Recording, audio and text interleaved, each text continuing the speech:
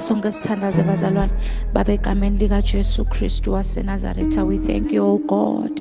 Sikuniketa lonke elivumo uNkulunkulu wethu lofanelwe kubongwa nanamuhla.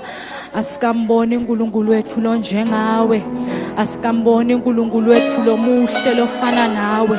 You are the King of Kings. You are seated on the throne. We have seen no one like you, oh God. Sitting God, saturate this place with your presence, oh God. Saturate this place with your presence, oh God. Uthi Nkosi umhlabeleli lamathambo Nkosi lafile futhi Nkosi sekomile wenze simakade nanamuhla phile. In the name of Jesus Christ of Nazareth, we call upon your spirit, oh God, to hover around this place in the name of Jesus. We soak ourselves in your presence, Holy Spirit. Sithi kude Nkosi lesimbonile lo njengawe, akekho Nkosi lofana nawe. Simangalise uNkulunkulu wethu lo engcwele. We have come to you. We have come to your throne. We call upon your name of Jesus. We have seen no one like you. You are the worthy one. You are the King of Kings. You are the Lord of Lords. There is no one like you. Lithi live lakho ligama lakho liphakanyisiwe ingane ezulwini emhlabeni nangaphasi komhlaba. We call upon the name Jesus this evening. Sithi uyingcwele yeNkulunkulu, uyesabeka, akekho nongalinganiswa nawe. Ingani Nkosi lithi livi lakho dingilozi yakuvumisa imihla nemalanga. Tithi uyingcwele, uyingcwele, uyingcwele. We join the angels this evening, oh God. We join them this evening. We want to hear your word, oh God. Sakhe Nkosi ngelivi lakho, usiqondise ngelivi lakho ngoba Nkosi liphilile nanamuhla. We accept you, oh God, in the name of Jesus Christ. Transform us this evening in the mighty name of Jesus Christ, we pray. Hallelujah. Amen. Hallelujah. Babingelele bazalwane egameni lika Jesu. Lo mengephambi kwenu nginte emakhosi bazalwane ngiyinfombatane ngiyamthanza kakhulu Jesu. Uyinkosi nemsindiso wempilo yami. Angamboni lofana naye. Hallelujah. I am just honored to be in front of you, oh God. Oh bazalwane. Hallelujah. I am also honored. Hallelujah bazalwane. Uthi uNkulunkulu ngalenye ilanga asakhe umuntu abe umfanekiso wethu. So as I stand here, I am standing before the image of God. Hallelujah. Sisonke lokusilana sithombisa uNkulunkulu. That is what the word of God says. So I am honored to stand in front of you bazalwane. Hallelujah. Kude longanani lenginako nje emoyeni wami. But nje nginalokuthi ngiyambonga uNkulunkulu ukuthi I am here and I'm alive this day. Angizange ngilibonele ilanga lanamuhla futhi angiyophindze ngilibone. So I am grateful to God ukuthi I am here today. Hallelujah. You are all welcome bazalwane. Namhla itheme yethu ithi prayer night. Amen bazalwane. Ngithanda ngisibuka lesihloko prayer night. Ngangathi ukuthi ngithini ngoba kunengilo sokushitiwe on prayer. Solo siqala umnyaka solo uNkulunkulu uthi prayer. Nazivula umnyaka uNkulunkulu was introduce ku 21 days of prayer and fasting. Lokusho ukuthi ngisho siuvala solo siyathandaza because we want to be in the presence of God. Amen bazalwane. So uNkulunkulu nje uvuse kimi empilweni yami the consistency in prayer. Amen bazalwane. That is what is pressed in my spirit namhla enzamba ama before siyemakhaya uthi bazalwane uNkulunkulu ufuna ukuthi sithi khandle nikumfuna. Amen. Uthi umhlabeleli yifune inkosi ekusithekeni uhlala kuJesu wena usithandazwe lalele kahle lalele kahle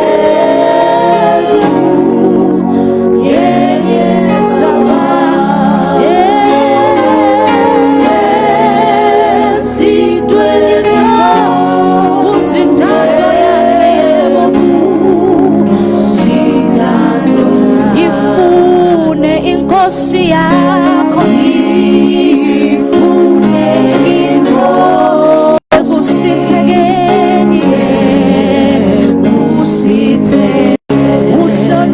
Jesu wena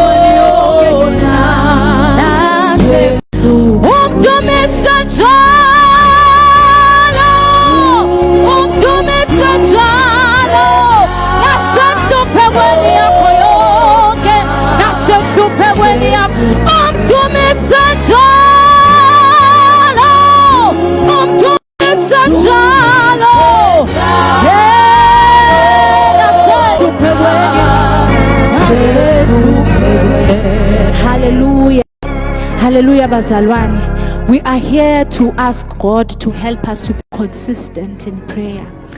Siyasiqobote after 2 days pins isibuye. Gane, this is where we need to search. Ithi le ngoma yifuna inkosi ekusithekeni. Qonza kahle bazalwane ukuthi imvuna uyifuna ufike uthi bese uyahamba. Uyayifuna uphakamisa ufune ngoba lethi le live usekusithekeni. You search for God, and you cannot search for God utom search only on a Sunday noma utawuthandaze only when you are here. Ngeke umthole. You won't hear him. You will only see God and hear God when you are in prayer. That's the only place. And when you read the word of God, it actually helps you to go to prayer. Hallelujah. Sitawucela uNkulunkulu ukuthi asisite to be consistent in prayer. Sima Jesu buya nini? Uthi nakade uthi buya nini kwathi uNkulunkulu kuphela. So we need to search God each and every day. Uthi usemsebenzini mina sengize ne habit ukuthi nangabe ngisemsebenzini ngoba kuyaphithitela. Dine into yaphithitela. But kude lokho oqedza kuphithitela abazalwane. Umfuna kuloko kuphithitela kwakho lokhona khona. You search him. Hallelujah. So nginalokuthi nje let us be consistent in prayer. Ngitekukusho lamaphuzu lawo. There are only 4 points. Amen bazalwane. Lesoyakhulumisa namhlanje nisihambe sisemakhaya. To be consistent in prayer. Singaqobhodi sibe consistent. Simcela uNkulunkulu, it is not easy. Lokhu lana kusekhaya kibo lokhu. Hence kuyasibambelela ngoba kuyati ukuthi vele umuntu asekhaya kibo vele ukubambelela ngoba uyati ukuthi yena unembhedzo yakho ukhona tolala khona. But our spirit is not for here. Siyahamba siyawutilanza. Washo makelo umkhonti ngalenye langa wathi we are ambassadors. Sisatoya phambili this is not our home. Sisatoya kotilanza phambi kwaNkulunkulu ukuthi besibhizi ngani. So lenyama into besengekho ngisho ukuthi ngaba nje lo bengiziniwe Nkosi. Listen, this house will be greater than the former. Bebenda njani? Hallelujah. Ngicela sithi lapha we'll just make only 4 points. The first point that we're going to look at is make prayer a habit. Make prayer your habit. Ngiyeva manje ema habits lesinawo. I like to read books. I like to do this and that. Make prayer your supreme habit. Umthandazo uphile kiwo. Amen bazalwane. Because umthandazo ngiwo lokusitako uthi noma ngabe kuphithitela kwani na ufike emthandazweni ufike ngathi konke kukahle. Na ufike uthi Nkosi angathi ngithini. Khona lapho uNkulunkulu uyakuva. Amen bazalwane. Asithandazi ngoba khona something leyendekile, but we pray because we cannot survive this earth. Singathandazi. Angeke survive. Angeke survive. Amen bazalwane. Ngicela shumayele nami butile kuva. Amen bazalwane. Amen. Ngicela ukuthi sivule Daniel 6. I'm just going to look at people who showed us to be consistent in prayer. Daniel 6 verse 10. Amen bazalwane. So I will read verse 10. Amen. Even after Daniel learned that the king had officially signed his decree, he continued his regular custom of praying at 3 times a day. He went to the upper chamber of his house and opened the windows facing towards Jerusalem. Then he got down on his knees to pray, and he offered his grateful praise to God as he has always had done. Amen bazalwane. Lana sibona Daniel story now sifunza siyasho ukuthi Daniel beka ngumuntu othanda 3 times a day. Siyade ukuthi lana bese kuphumela esijubo sekuthi he was amongst the chief officials. Bekuthiwa he was amongst the 3 chief officials of Babylon, lamkhetha King Darius. So uthiwa lana bebabathi bambuka ukuthi Daniel konke kwenda kahle, utimisela umsebenzi wakho wenda kahle. Ngabe singambambaphi? Sathane ngidokutshela bazalwane ukuthi lokusila kukhona abantu labathi singambambaphi. Makhosi Dlamini. Konke kwenda kahle. Maybe konke kwenda kahle. Banako ukuthi khona singambambaphi. Lo mnyaka ekaze asho ukuthi utokubambaphi ngani, but lokuqabangela nje lokubi nako ukubamba lokho. Lithi leli v lapha kuIsaiah 54 I think 17 lithi kude sikhale sitole lokulwa nase siyaphumelela. Noma ngabe kuthidweni kude lokuyaphumelela. Lokusho ukuthi umuntu angakusho ngemlomo wena kukubamba ungaphumelela. Inhlitiyo lembi nje umuntu lebekwe against you ingakubamba ngaphumeleli. Lithi leli vileli na ulifunza lapha ngetulu, he prayed 3 times a day. It was his habit. He didn't care ukuthi sebathi bakhokhe decree ukuthi kutawu ngekushungayele kutowendwa ini ngekushungayele abanye bonkulunkulu for 30 days, but yena wathi mina I'll stick to what I know. Because prayer it doesn't mean ukuthi uthandaza because there is anything. Lana ngisho ukuthi probably enyameni bekanako kusaba ukuthi ebonini batongendani. But literally he continued to pray. Bese lithi lapha ke, and he offered his grateful praise to God as he always had done. Akazange Daniel athi Nkosi angathi ngithi waqhubeka wambonga uNkulunkulu. Lithi lengoma lena ke ezintweni zonke. Amen bazalwane. Umdumise njalo nasekuhluphekweni. Akudingeki ukuthi uvumise uNkulunkulu because there's something that happened. Uyemthandazweni noma kwala. So make prayer your habit. Amen bazalwane. One another person lesingambuka it's David. Now funza Psalms 55 verse 17. Amen. Uthi lapha David evening, morning and noon I cry out in distress and he hears my voice. Kusho David la. Seng David akusho Daniel angithi. Daniel abekanda 3 times a day. So these people who actually made prayer their habits. They didn't just pray because something ngesaba ukuthi yonkosi batongentani wonkosi ngicela ini. They prayed because it was their habit, because they understood ukuthi ngeke baze ba survive la bakhona khona. David wabalekela Saul ngathi how many years siyathi sonke indzaba. Lithi leli David would inquire with God, nkosi ngihambe ngiyolwa yini nema Amalekites, because he always stayed with God. He made prayer a habit. Bekahlala thandaza. Sithina sibamvula abasha labethu abatoqina nasesilankonzweni sesiyohlabela. Ngiyabekisa. Noma sebasicela ukuthi siasharish. Amen. But we don't pray. And ngiyevakala. Kuthi asithandaza. Uvinkonzo isinze. Not only just bamvula abasha, ngiyevakala if the church, most of us as thandaza.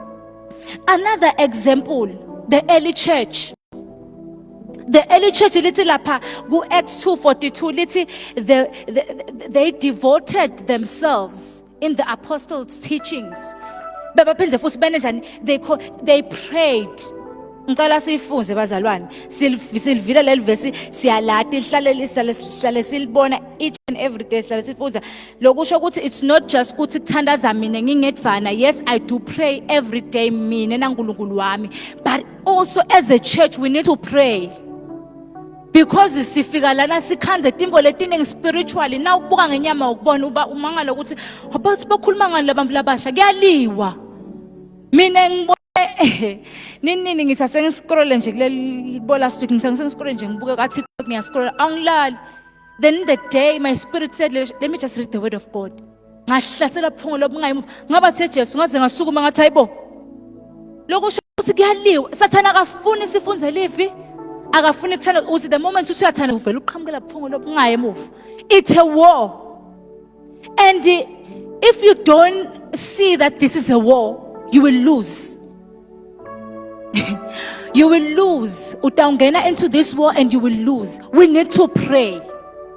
We need to pray, we need to read the word of God, and we need to also fast away from this earth. Lamhlabeni kuyaphithitela. Dinentimbo letendekalako namhla kholo kwendekalako nakusasakhona. Ngicela ningifundzele lo Acts 2:42. Very very fast bazalwane. Acts 2:42 ngizama ukuthi ngibambe lesikhathi sami. Kosingiside. Acts 2:42 nangabe sesolani ba Acts 2:42.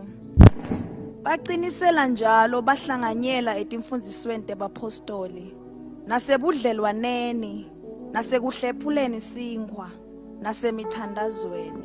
Amen. Mfuna la shothi bebakwenda konke labazalwane. Every believer was faithfully devoted to following the teachings of the apostle.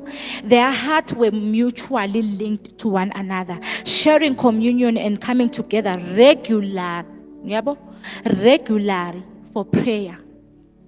Hayi ukuthi sithe maqobhozi nje sithi njengoba sifuna kubona ukuthi siyathandaza, but praying for you. Nawe uthandaze koneni lakakho umuvu lomusha uthandaze ngoba wathi kusingafika la someni dokhanza kwendekeni. But uthi uNkulunkulu asihlome ntonke etikhali.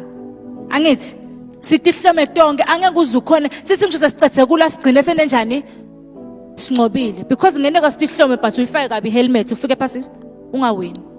But lithi lelivi we should sihlome tonke etikhali. We should pray as the church. Sibonile David lapha na Daniela naye bekathandazela Daniela bekuhabit yakhe. It means it's a person's individual choice kungawe wena wedvana, and also as a whole because sisonke singumtimba waKristu.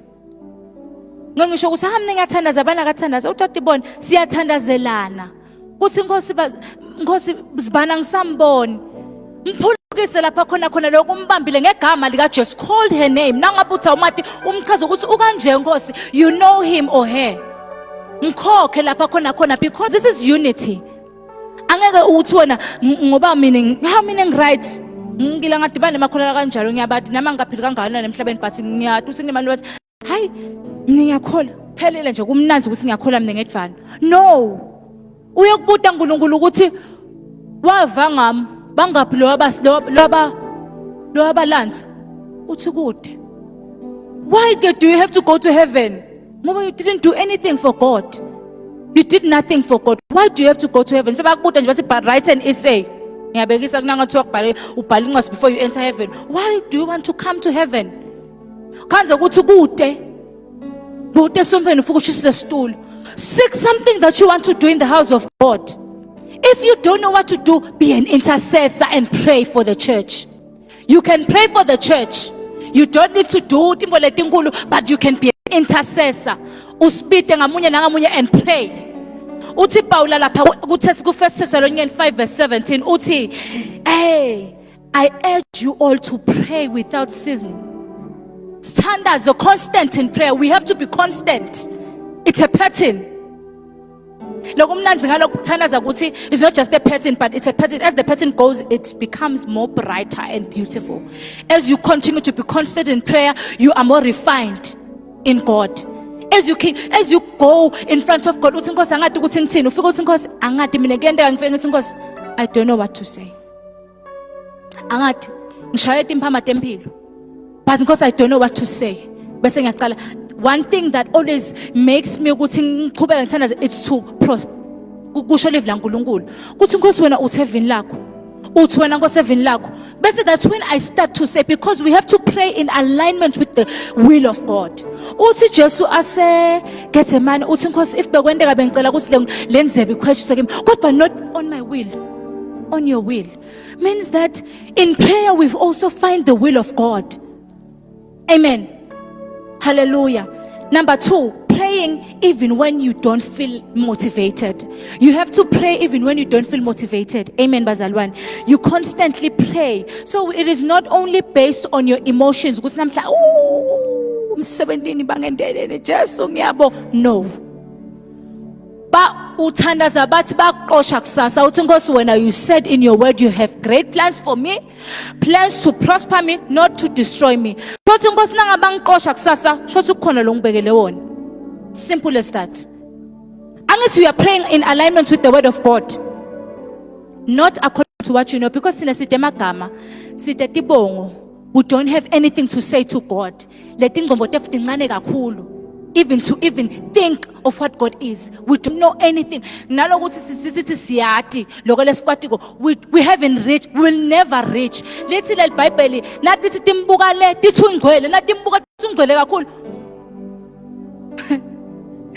That is our God. So we can never say we have words. We don't know what to say in front of God. Amen, bazalwane. So we pray even when we don't feel like praying. When you feel like not praying, it is when you should pray. Amen.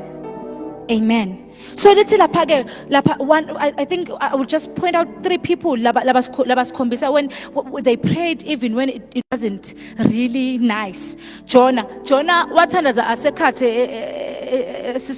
fish? Because he was like, okay, I can breathe, let me pray. He prayed. Amen, bazalwane. Just lapha uyathandaza so lapha enangizaneni eGetsemane angithi siyambona uyathandaza Jesu lapha. So you don't just pray when you feel like it. You pray when you don't even feel motivated. You have to pray. Amen. So na David lapha lithi ku Psalms 42 verse 5. Lithi 42 verse, why my soul are you downcast? Put your hope in God. So when my soul is downcast, I should put my hope in my hopes in God. Amen.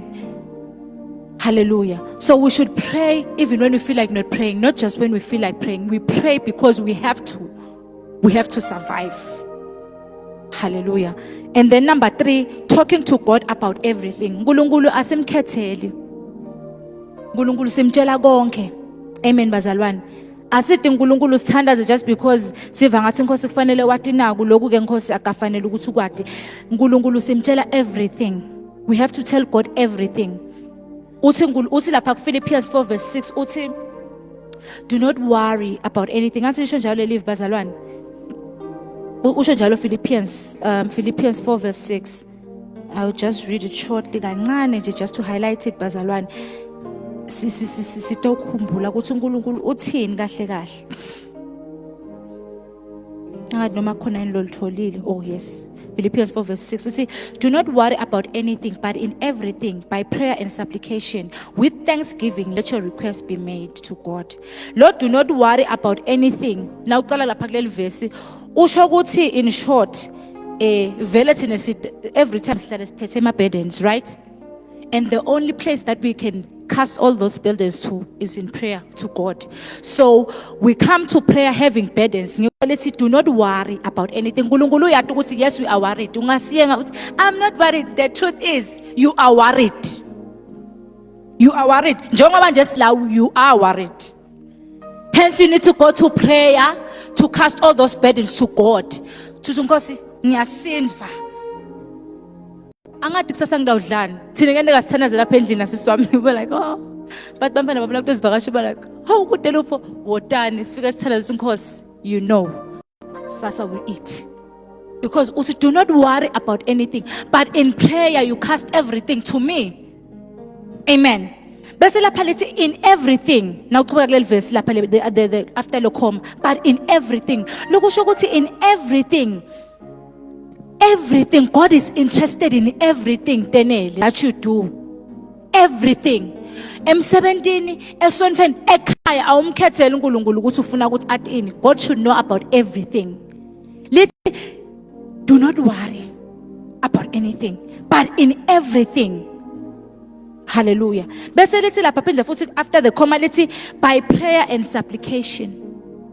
Angithi Not just anything, but by prayer and supplication. Supplication means that we are sincere, we humble ourselves. Hallelujah. Sitawuti lahla nkulunkulu. Asikete uNkulunkulu kutameme that kwente nkosi. Who is God for you to shout at God?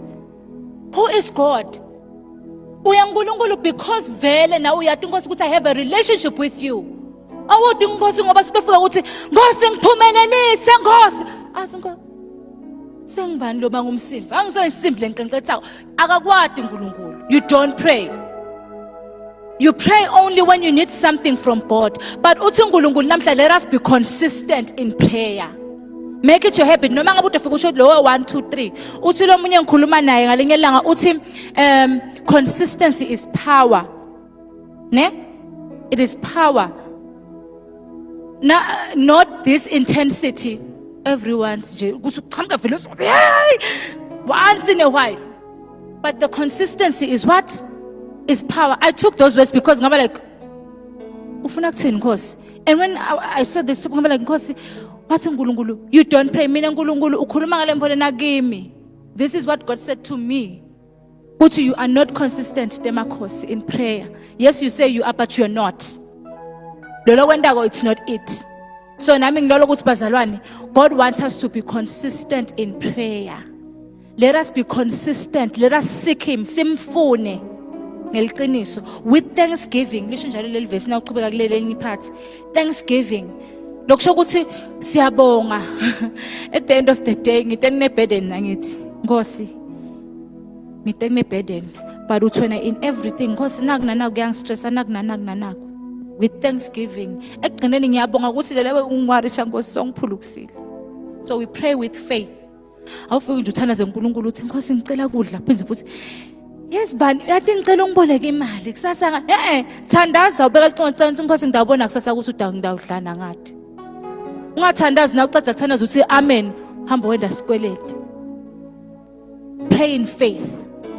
Hallelujah. So we thank God even before He did anything, even before He has shown which okay this is happening.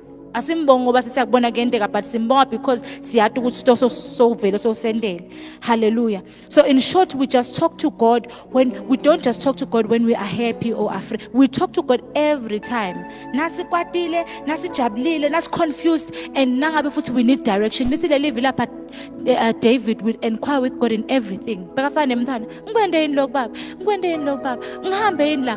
And literally he became what? The man after God's heart. So uNkulunkulu wants to know that we are dependent on Him. Amen. Then the last point, let's see, building a deeper relationship with God. Consistency makes prayer more than just a task.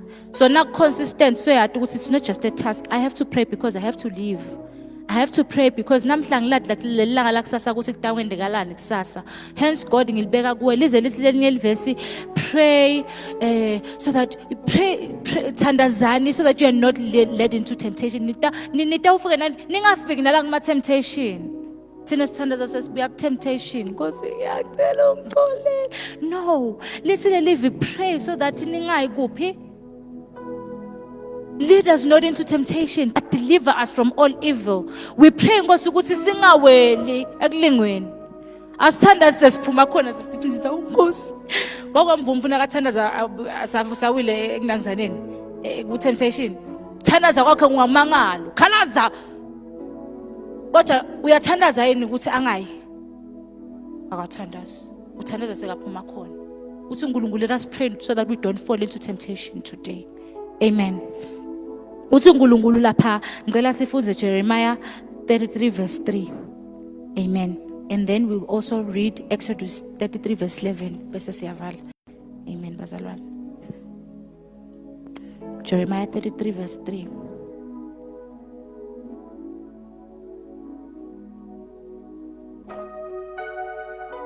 Kani ngifunzele bazalwane very fast. Now abukhona noma abuphethe isingisi lositholile angifunzele it's fine.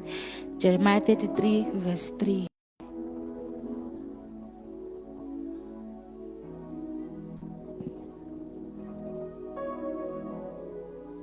Kophindle usifunzele sising Mike.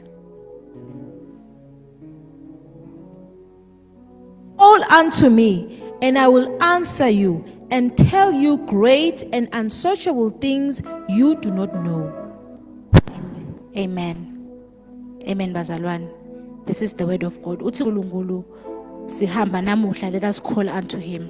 The only place we call God is in prayer. You don't call God nasifika la. You call God kule intimacy naye, yakho naye. Amen. Uthi call unto me. So prayer is a calling. When you pray, you are calling to God. But like I said in school, prayer is the key, prayer is the key, prayer is the master key. Angithi. So umthando usikhiya. Sisuke sishayela uNkulunkulu, sithi Nkosi nje wena wagcina nini kumshayela uNkulunkulu? Umshayela kangaphi ngeliviki? Umshayela kangaphi ngelanga? Noma umshayela nje kuseni Nkosi sengithandazile senginombona esonveni. Hey, umshayela ekseni uphuma. Umshayele emini Nkosi ngiyabonga sebo 12. Umshayele entsambama. Ngoba you don't know. Sathana ubusy ngoba uyathi ukuthi sekuyabheja kuyasa. Kuyabheja kuyasa umele umgodi wakhe. Nalabanye bethu ngoba phela lethi akusubonke labathi Nkosi Nkosi labayobona umbuso elizulu. Nawe shothi uyadilwela uthi Nkosi ngimane Nkosi ngingaba ukuthi ngibita wena kani nginda lokunye ngibita wena basi ngidisebenzela lokunye into sifika ukuthi bose hamba lobo sebenzela khona. So in prayer it is where you find yourself in God. Nangabe udofika ukuthi Nkosi angathi ngithi shothi vele relationship yakho nawe naNkulunkulu hewu yesabeka. Lo mnye umuntu lesimbonako lapha eExodus 33 sibona Moses. Uthi lapha lo 33 verse 11, the Lord spoke to Moses face to face as one speak to a friend. Have you reached that friend level with God? Namangathi sesifikile yini lapho khona sibangana naNkulunkulu? Are we God's friends lokusila? Lithi Moses bekathandazela uNkulunkulu bangathi ukhuluma nemngani wakhe. uNkulunkulu namhle bazalwane uthi let us be consistent in prayer. Let us pray consistently. Singathandazi just because we have to, but in fact singathandazi just because we have to pray because we have to. We need to survive. Without prayer we are nothing. Without reading the word of God we are nothing. Without fasting from the world we are nothing. So we need to pray, we need to fast, and we need to read the word of God because this is a mirror for us. Sibazalwane. Amen. Lapha Psalms 27 uthi my heart says to you seek his face. Inhlitiyo yakho ithini wena namuhla? Does your heart say seek his face? Usho David la. Amen. So lo munye umuntu lesimbonako who had that intimate relationship with God is Jesus Christ. Lithi lapha when nakaqeda kulapha this guy with leprosy lithi beka bese Jesu soyakhwesha kibo and he would pray. Luke 5 verse 16 lithi Jesus often withdrew to lonely places and prayed. If the King of Kings, the Lord of Lords prayed to God, who are we? So we need to pray bazalwane. Mina ngidosho lokho namhla ukuthi let us be prayer warriors. Nangaba wathi ukuthi ufune wendene la somveni, be an intercessor. Pray for everyone. Pray for bazalwane. Pray for yourself. Pray for your family. Kunenge lefuna sikuthandazele, awukuluze lefuna ukuthandazele, but siyakhona ukuthola lefuna sikuthandazele nasifunza live la uNkulunkulu. La khona utibona khona ukuthi mina Nkosi nginjani kani. Ngithinga wena vele. Can we pray even tonight? Ngicela sisukumeni bazalwane sithandazeni to thank the word of God and to thank God that he has led us this far. To thank God that he has said in his word we should seek him consistently. Sithandazeni sonke simthembise uNkulunkulu ukuthi we are going to pray. Sitamfuna vele because yena usekusithekeni. Liswe oswele awe ama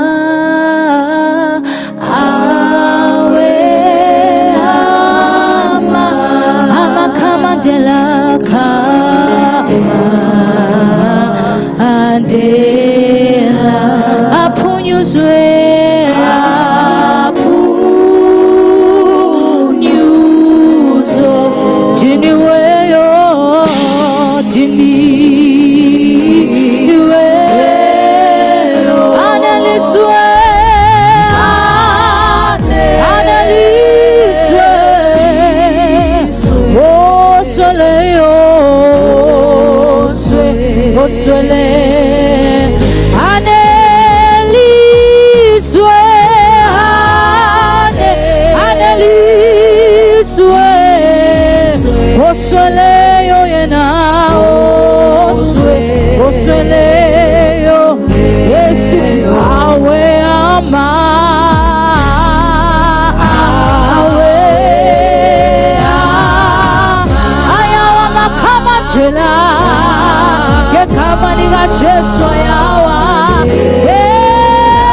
aphunyuzwe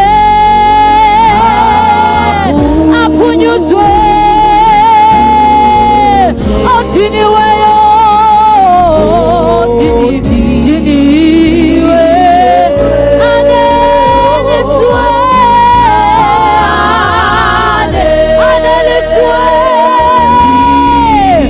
osweleyo emoyeni wake oswele aneliswe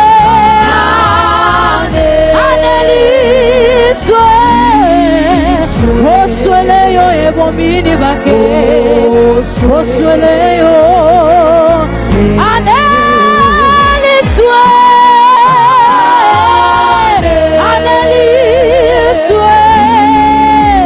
osweleyo emoyeni wake osweleyo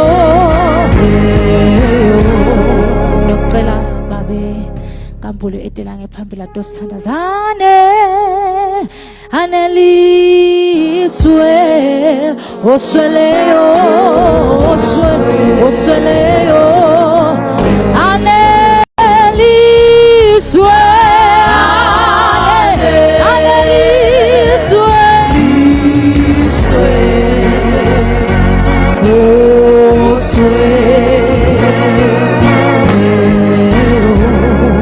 asivule umlomo sibonge live lenkosi. Haleluya, haleluya. Siyalibonga livi lakho Nkosi nakusihlwe egameni.